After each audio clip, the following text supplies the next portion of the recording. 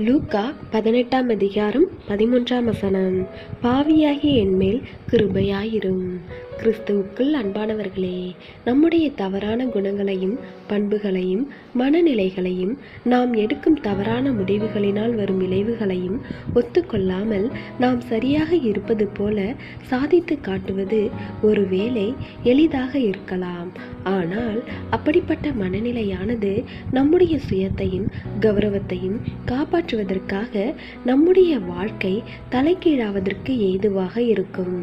பெரும்பாலும் யாரும் தங்களுடைய தவறுகளை உணர இயலாமல் இருப்பதில்லை.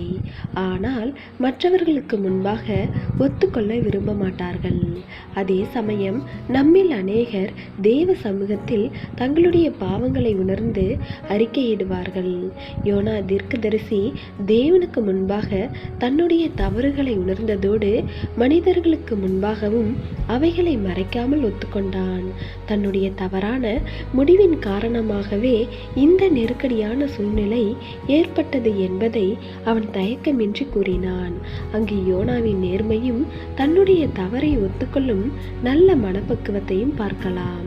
அதன் விளைவாக அந்த கப்பலில் பிரயாணம் செய்தவர்கள் ஆபத்தான சூழ்நிலையில் இருந்து தப்பினார்கள். எனவே தேவ பிள்ளைகளே, ஆயக்காரனைப் போல நம்மை நாம் தாழ்த்திக் கொள்ள தயாராக இருப்போமானால் பிறரால் தாழ்த்தப்படும் இழிவான நிலை நமக்கு வராது. தேவனுடைய கிருபையும் இரக்கமும் உங்கள் அனைவரோடும் இருப்பதாக. ஆமேன்.